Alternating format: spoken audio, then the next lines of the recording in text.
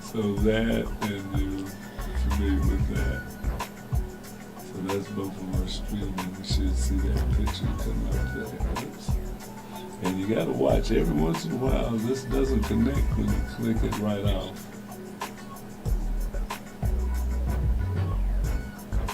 See, it still hasn't connected. Okay. So, oh man, what's going on with it now? Facebook don't want to connect. Sometimes you have a day where the computer just don't want to act right. There it There is. we connect. Okay, get ready.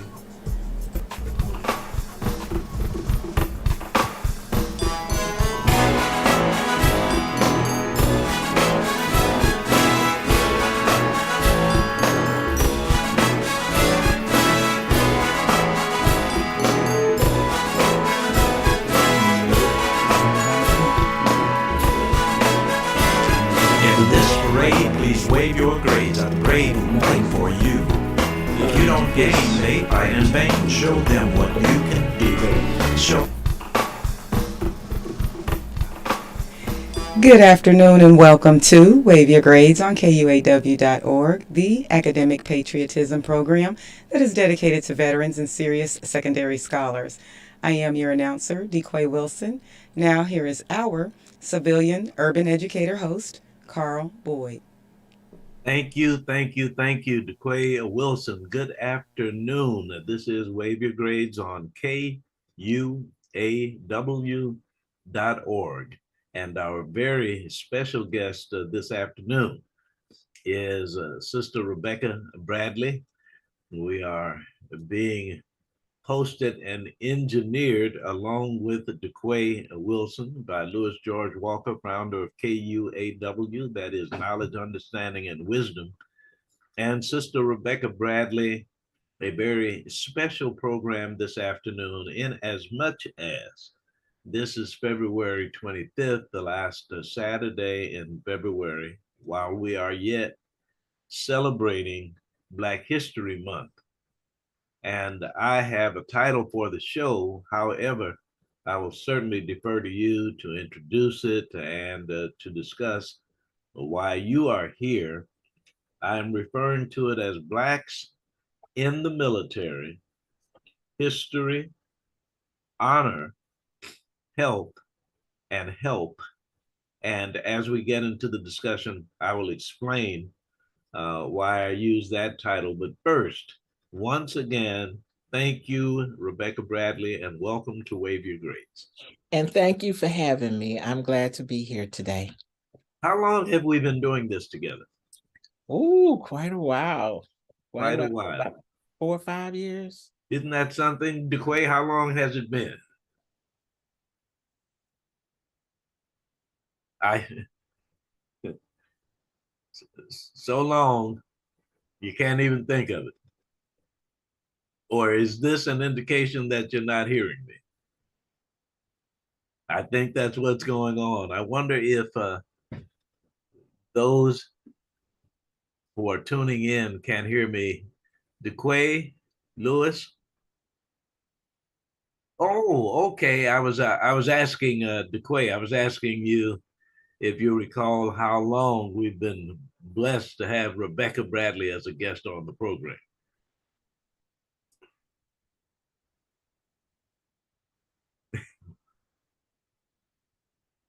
With Rebecca for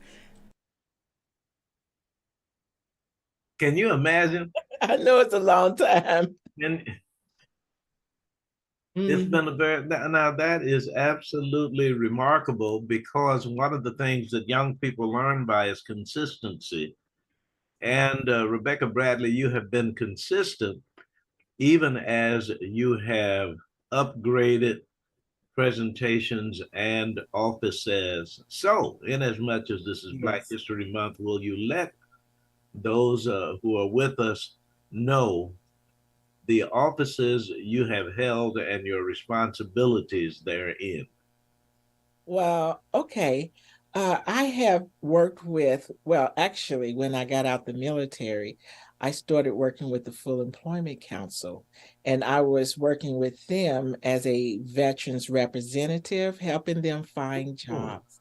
I also taught the TAPS class. I went to the Veterans Institute, and they taught me how to train. And with that training, I would teach veterans coming out of the military what they had to do to prepare for this, getting back into the civilian world. yes. I would also go out, talk to employers, and I would let them know of advantages that they could take advantage of, programs that they can take advantage of that was offered by the government. A lot of times employers don't know that there are benefits for hiring veterans. And we try to get them into training. And there were programs, I still think they exist. It's been a while, where the veteran, the employer, would get a stipend of some type of government Ooh, assistance to train veterans so they can enter back into the workforce.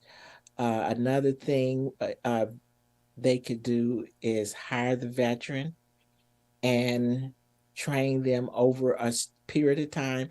And if they like that veteran, they would keep that veteran on. But the government stipend would stop at that point. There were so many things that are available, programs. One is education. There was a period in time where jobs just wasn't out there. So I would send veterans to school. I sent a lot of them to the community college, and they would learn anything from mechanics to nursing, surge tech, uh, whatever program Penn Valley is where I sent a lot of them. And then we sent one down to the industrial school on Front Street. wow. And so the government has a lot available to put our veterans back into the workforce. Now And that mhm, is absolutely a win-win.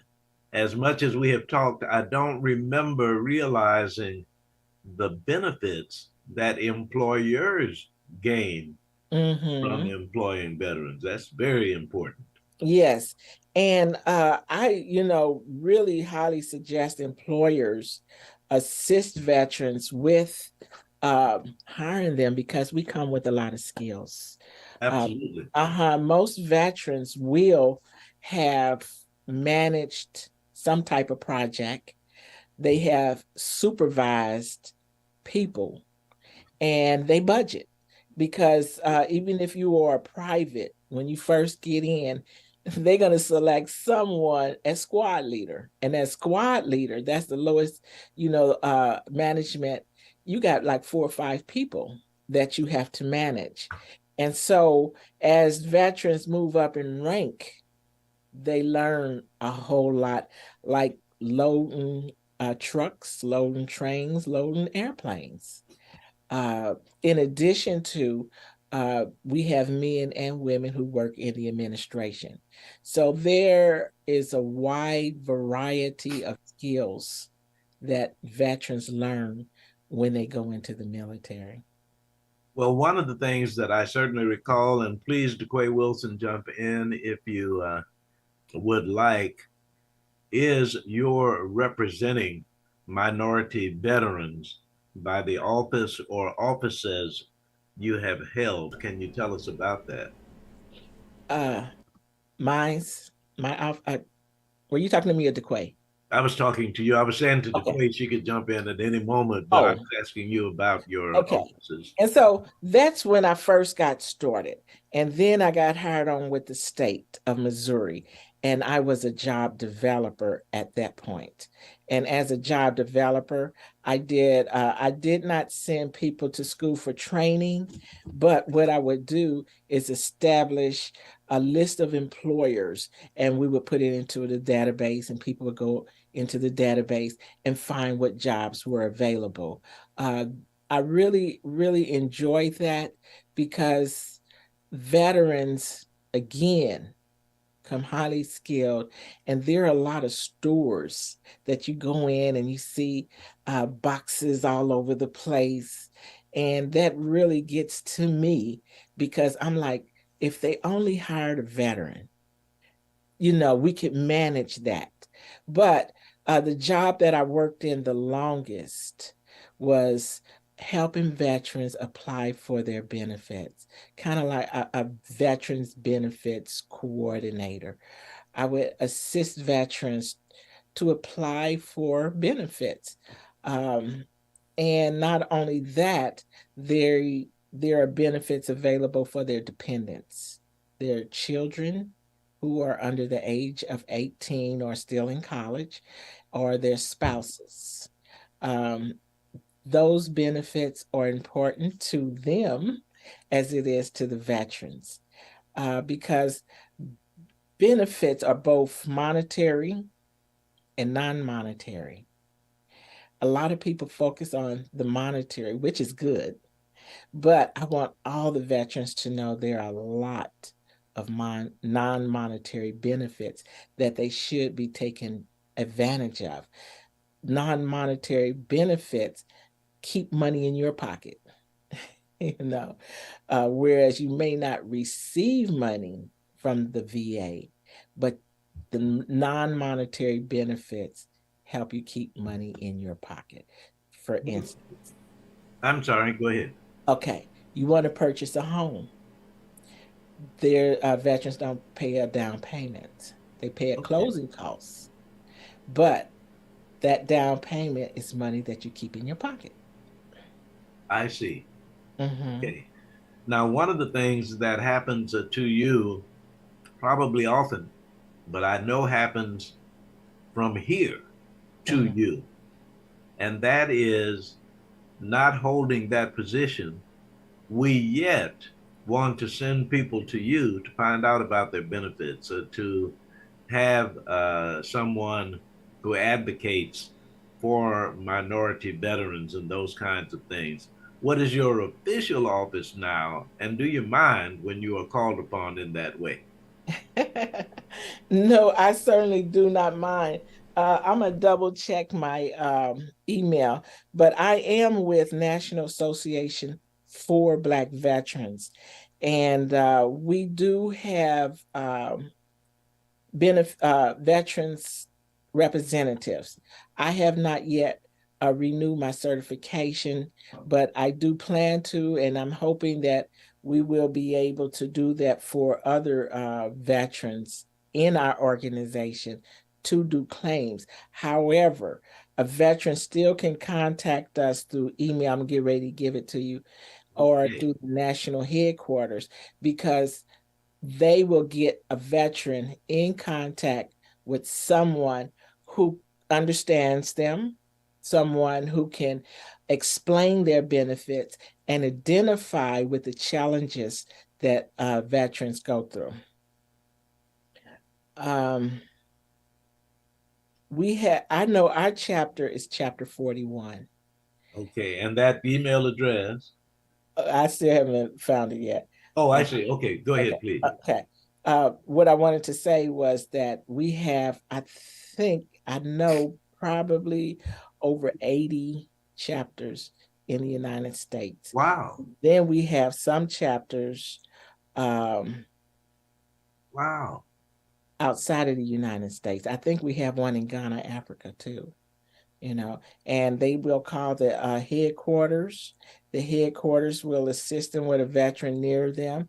We're going to be having an event soon, and we're going to still put out the forms for veterans who are seeking benefits, and we will forward those forms to our local regional office. Our local regional office is in Kentucky, and Oh, we have okay. veterans representatives there. When did you serve and what was your rank? I went in right out of college. I Oh, graduated. that was just a couple of years ago then. Yeah. I graduated in 1980, and I took a couple of years off because I went in initially as a reservist, but I got out in 89 out of the reserves. And so I got out of active duty as a captain, and I got out of the reserves as a major. And I've learned a lot. One of the biggest things that I learned was, again, managing people, projects, and budgets. And I have taken those skills and Yes. utilized them throughout my career. I never commanded a company, but I did command uh, units and small groups. Yes. And that's what I still do today. Well, let me tell you, I don't know if she is tuned in, but my daughter, Alicia Malloy, Hmm. is the first Black female dean of the United States Naval Academy Prep School. Really? Yes. And when she became the dean of the United States Naval Academy Prep School, it Hmm. has been 2 years now. Wow, can it be? But at any rate, we are boasting that she is the first Black female.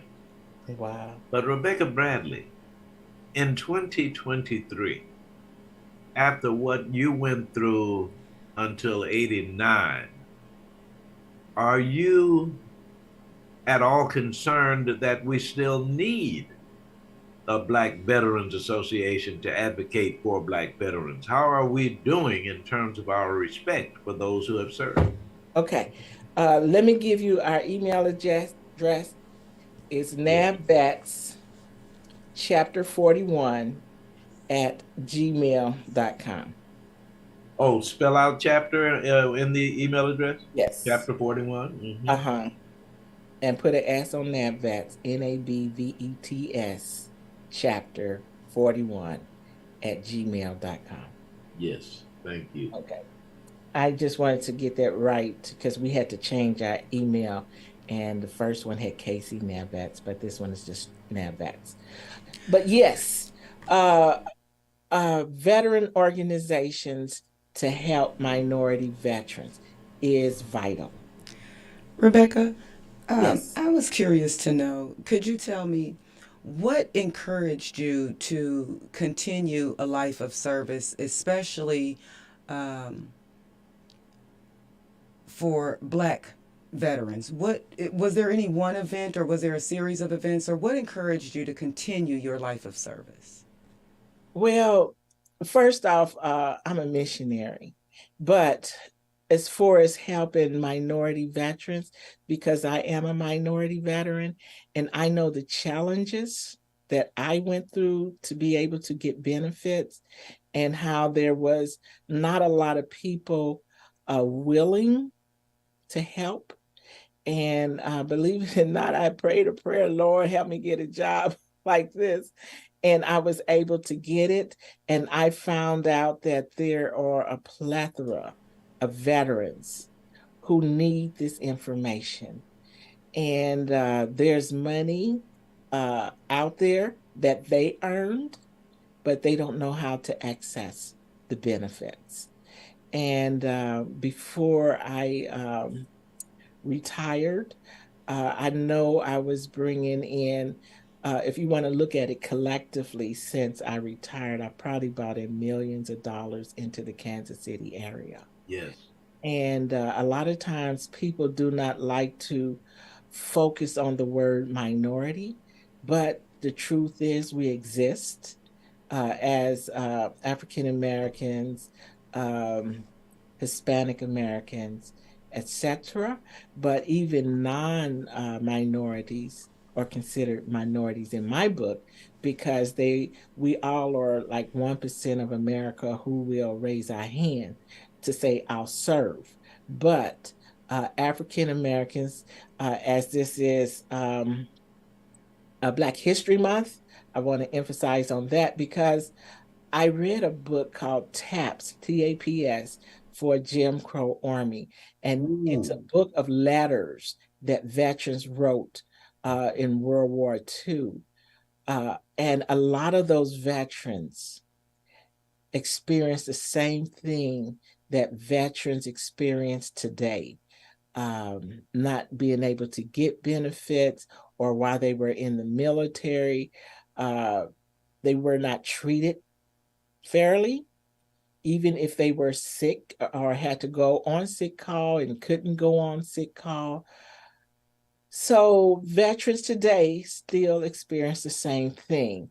And I want all veterans to know, going in the military, you need to document any illness that you have experienced, uh, to include mental experience. Um, your mental health keeps you going, because if your mental health fails, then you will fail. And that's why we have a lot of suicides. And there are counselors that are available. I know I go to the VA and I see a counselor. I requested, and I have a counselor who finally listened to me, referred me to a counselor who looks like me, Black and female. And so the VA will try to accommodate you as best possible. But if they cannot, I tell my veterans, try to have a secondary insurance.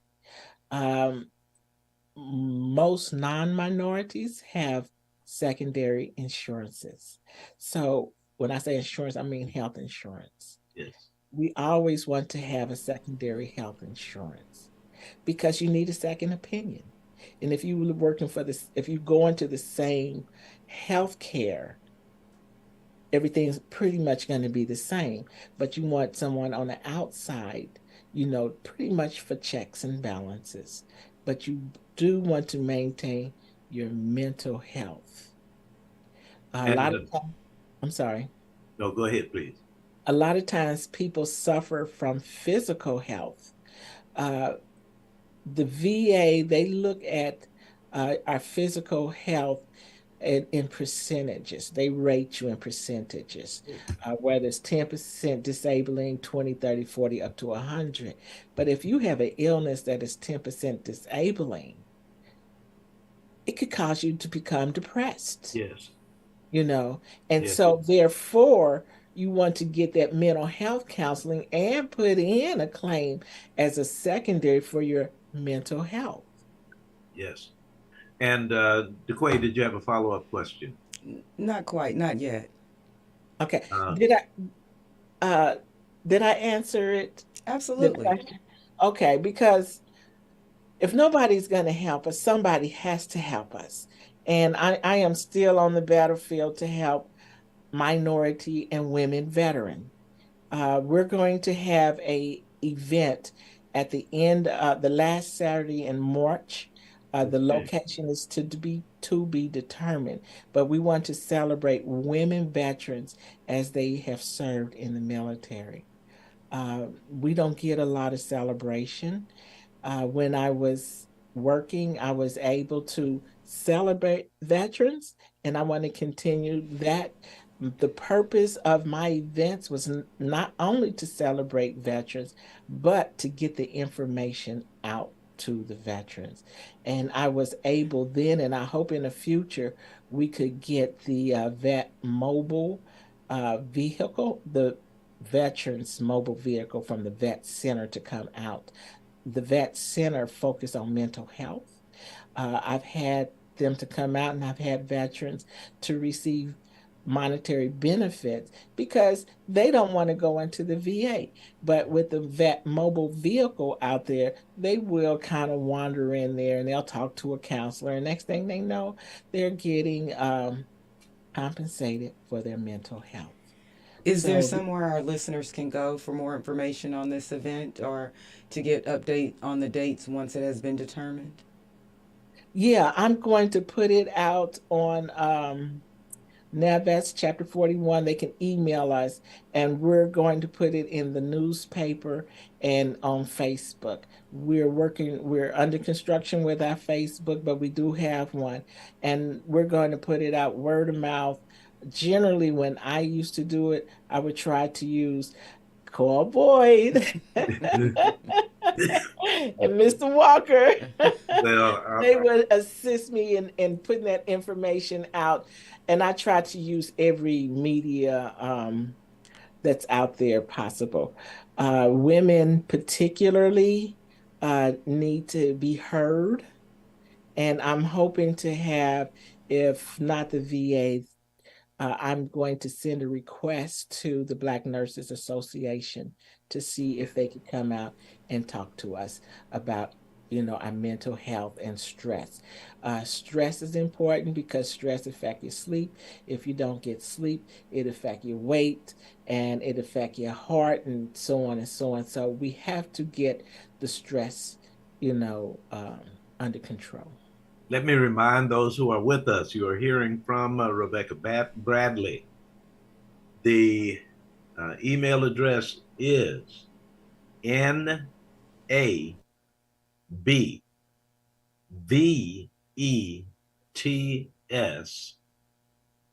chapter CHAPTER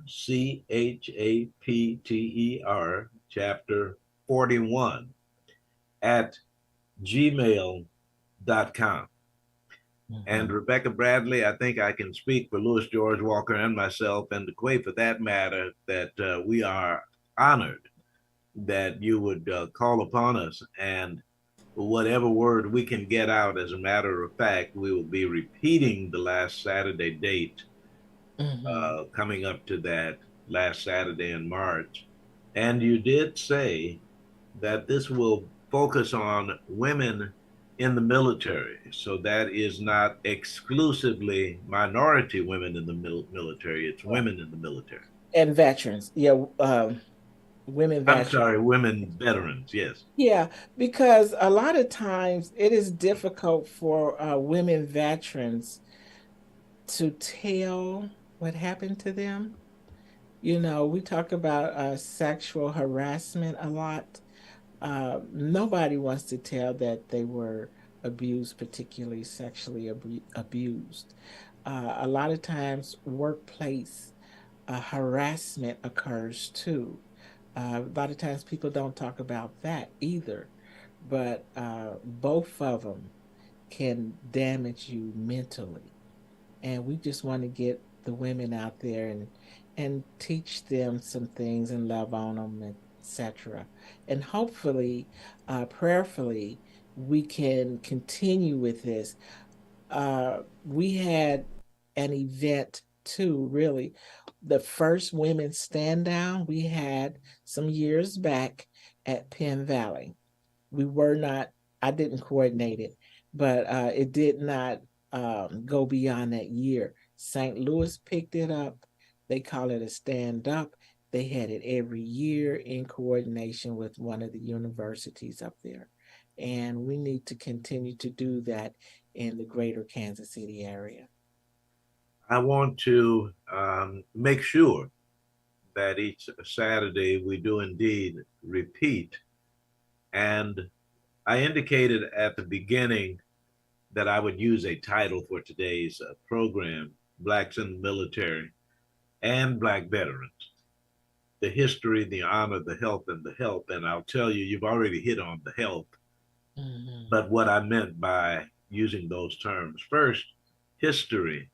Rebecca Bradley, not only with your experience, but with your experience and study, might there be some things in Black military history that our students today need to know? Yeah. Since I've been working with veterans, one thing I learned is that our veterans, when they first came in, uh, they they served under a Jim Crow army, and a lot of those veterans didn't receive their benefits. Some of them are still around, and we want to try to get them to receive their benefits. From there, we served at the height of the civil rights era, Yes. in the 70s. And it Yes. was difficult for veterans, particularly those who served in Vietnam, going off to fight for another country, as in the Jim Crow era, and coming back to discrimination. And while I was after the civil rights era, we served under almost like two flags, you know, the United Yes. States flag and the Confederate flag. My Lord. I will say that with George Floyd's death, the military has issued orders that they can no longer fly the Confederate flag. Thank you. United States was brought together with the Union, and we serve under one flag. But We we still have a long ways to go. You That know. is what is disturbing and of great concern. Mm-hmm. Because when we go back and we think about those who served in Vietnam, as a matter of fact, Korea, as a matter of fact, Yeah. World War II, all the way back, as we continue to go back, Mm-hmm. there were many people who considered themselves to be enlightened. And certainly in just a few years, we will not have to even worry about integrating the armed forces because it will all be taken care of and everybody will be equal and our children will grow up seeing this great example. Mm-hmm. And you're talking about literally almost 100 years later since Harry Truman said he was integrating the armed forces in the 40s. It has to really concern you that you still have to fight this fight. Yeah. I have come to the conclusion until the Lord calls us home, we're always going to have to fight, Yeah. for equality. And the best thing as a minority group, we can look, as you say, back in history, at minorities who were dependent upon themselves. They didn't look for help because Wow. help wasn't available. And I'm talking of like Tulsa and Rosewood and all those other places that were burned down. Yeah. They were self-sufficient. And that's what we're going to have to remain as our focus is to be self-sufficient, independent of others, and continue to build our communities and help each other. And we can survive, not only survive, but we can be dynamic. In April of 1971, our singing group was doing USO shows. Mm-hmm. We were at Camp Baker in Da Nang. The XO came to me and he said, Mr. Boyd, I just want to let you know that we really look forward to your performance, but our black soldiers will not be in attendance. And when he came to me and said that, he said it so matter of factly that it appeared that he thought we were just going to go on with the show. And I said, sir, I am from Chicago, Illinois. We do a Motown review. We did not come here to do what we do for whites only. I don't know what the issue is, but that is not something that we're going to be able to do. Now, mind you, we were blessed because we had a GS-14 ranking and Mm-hmm. we were civilians, so they could not order us Mm-hmm. to perform for whites only. But Mm-hmm. there's more to the story. It's just that running into something like that in a day when we were fighting civil rights was, to say disturbing, is really an understatement. Yes. So now, do you find that women in the military and women veterans pretty much have formed a kind of a tight sorority because you understand each other so well? I would say yes. Mm-hmm. I really would. Um, we once we determine or find out that a sister friend is a veteran, we understand each other Wow. and we help each other, particularly if they have healthcare issues. We want to make sure that they know the ins and outs of the VA system, how they can access non-monetary goods, how they can assess whatever they need. They do have some veteran sisters who are homeless, but we don't have a whole lot because we try to help each other. Uh, I have sisters in National Association for Black Veterans, uh, Second Missionary Church, Baptist Church. Uh, they have a lot of sisters in there. If In I'm not Grandview? Mr. Walker, yes, and there's a Tuskegee Yeah. group. They have a lot of women in their organization. Good. So once we find an organization, we find a sisterhood. Yes. And I think that you might be aware that J. Rena Floyd is the first Black female commander post 8100 in Grandview. Is that So, right? yes, indeed. I Yes, had to get indeed. more information on her. Okay, I will pass that along to you. As a matter of fact, at the end of last year, she joined Friendship Baptist Church, and the pastor at Trinity on Food Lane Road is starting a veterans ministry. So I want to make sure that we keep you apprised of the kinds of things that they are doing. And let me make this promise, and the KUAW is a witness now, as I suggest to you that we are going to do a much, much better job of enlightening American students as to how important it is for them to honor veterans with efforts towards excellence. And in my intro, when I said history, honor, health, and help, do you find, I, I guess, where you are presenting or where you are invited, I think that they honor your service. But in general, having been in the military, do you find that America honors the military generally as opposed to some of the individuals who get their honors?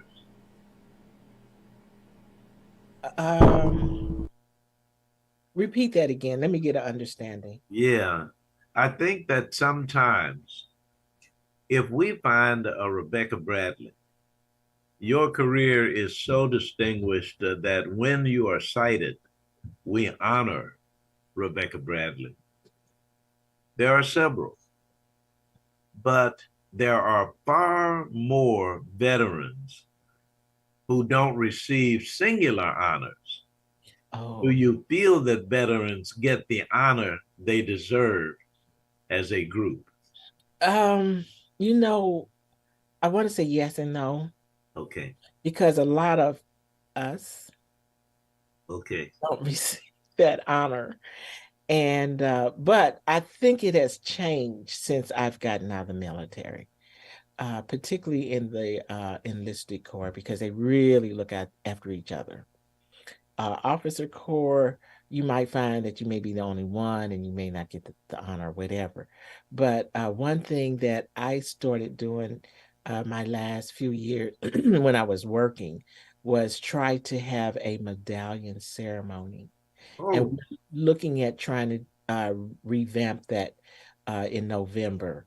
But any veteran who served in a war zone or during the time of war, yes. state of Missouri have medallions and ribbons that they give them. It's a ribbon or a medallion, and that event had been successful.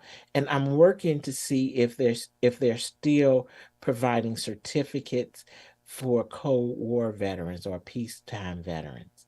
So look out for that. And Absolutely. again, in Absolutely. November, National Association for Black Veterans, we're going to try to bring that to the forefront because I think veterans need to be honored. And with my program, if your loved one is deceased, you can still submit an application to try to get that medallion or certification. Wow. Let But me we want to acknowledge veterans. let me say that I neglected to do it today, but I want to make sure that I make the disclaimer. I am a civilian. I am not a veteran.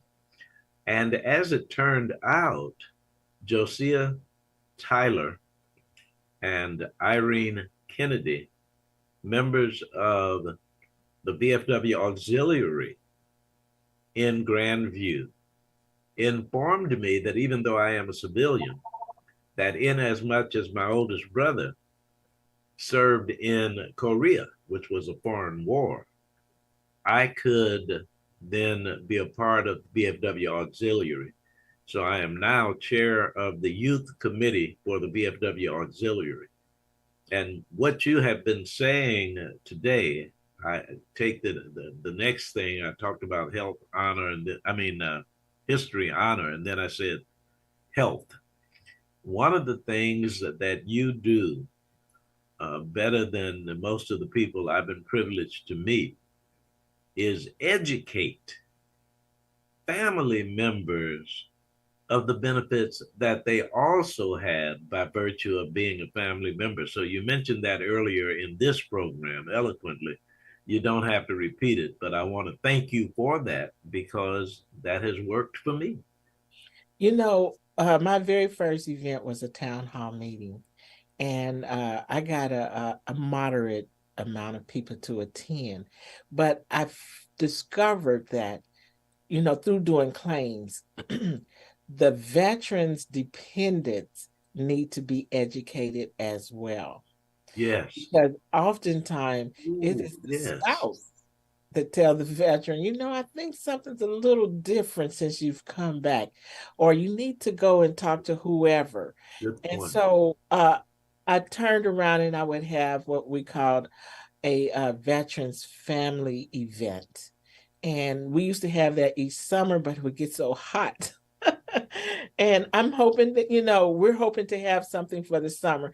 The National Association for Veterans, we decided on 4 events for this year. Our first one is going to be the women's event. We're hoping to have something for summer, the one in November, and again, the Christmas youth event. So those are the 4 events. We will be putting it out as we reestablish or reconstruct our Facebook page. 4 events, I think that's really good to get that out because we got to have something for the families. Yes. Now, I think that some veterans will benefit from their children knowing about Ooh, their benefits yes. because it could give them longevity Yeah.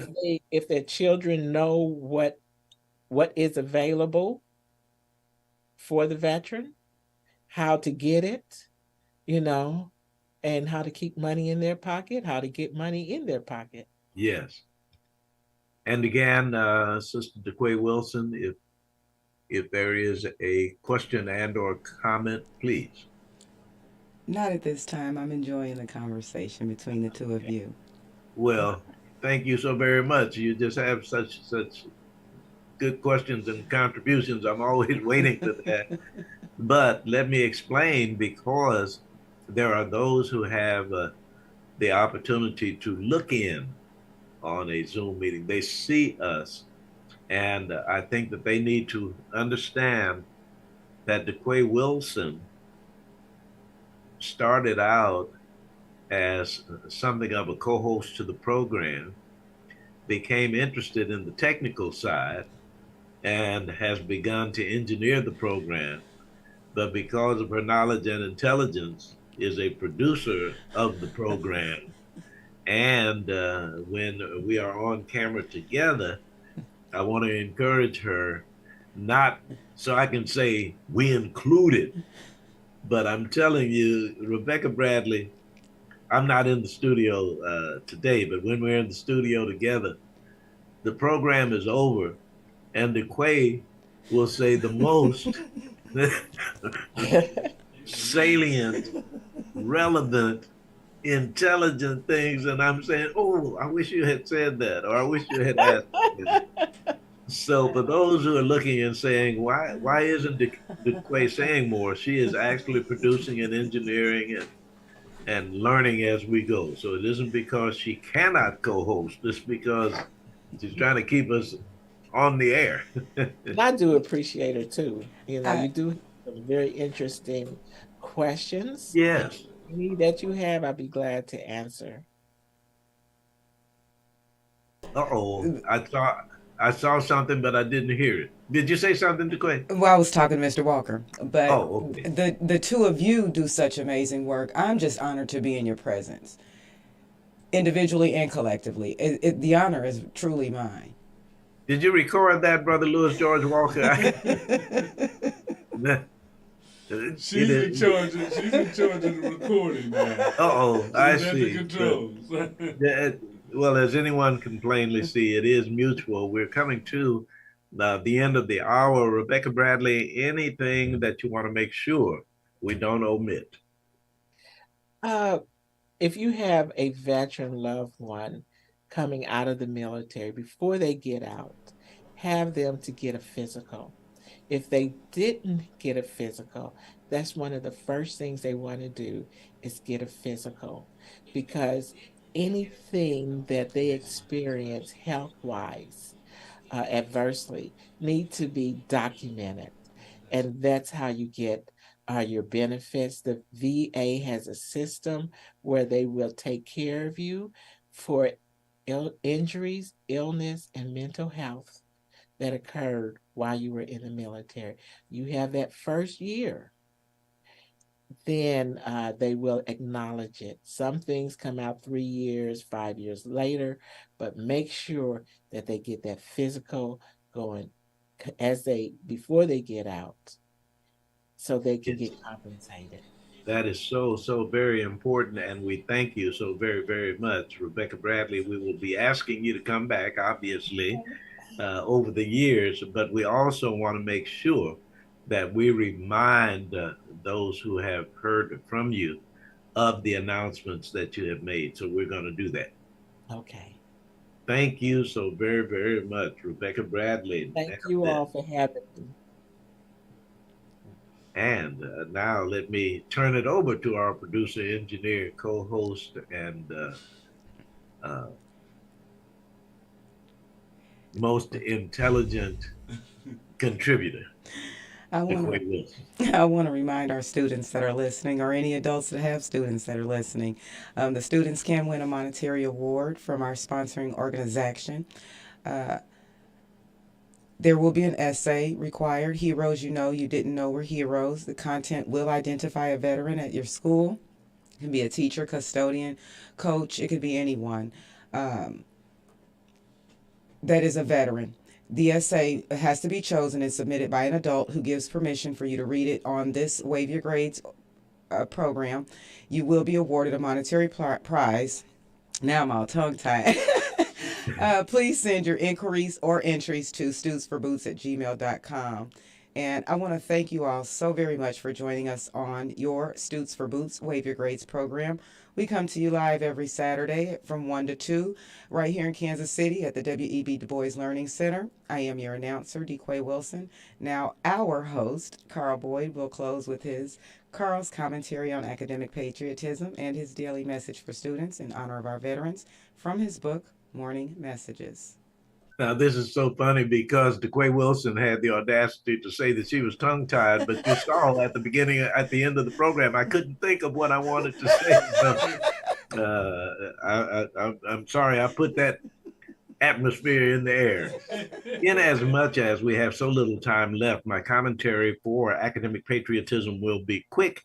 so that I can get to our morning message. And that is simply to repeat that students who are not striving for excellence, after they meet a veteran, after they hear from someone like Rebecca Bradley, after they understand that there are people who are fighting for their right to go to school, I will just end it with one of our morning messages. That's not today's message. I'll read that in a minute, but I often say you cannot look in a hero's eyes and be a student who never tries, and that will sum up my commentary on academic patriotism. And now to students across the USA, your Student School Boots message for this day, February 25th.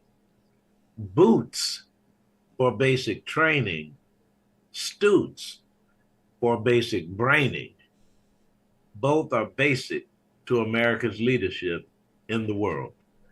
Thank you for looking. Thank you so very much, Rebecca Bradley. Thank you to KUAW Wilson, Louis George Walker. My name is Carl Boyd. Gracious God and wonderful Wanda. I'm on my way home. God bless you. As God always, bless you. give my love and greetings to wonderful Wanda. Thank you very much. I shall. That is, Rebecca Bradley, you wouldn't know, but that is standard from DeQuay Wilson, and I appreciate it, and so does Wanda so much. So appreciate that. Okay. Thank you, thank you, thank you. We will be in touch so we can get Please. ready for the fourth Saturday. And I'll send you the information. Thank you very much.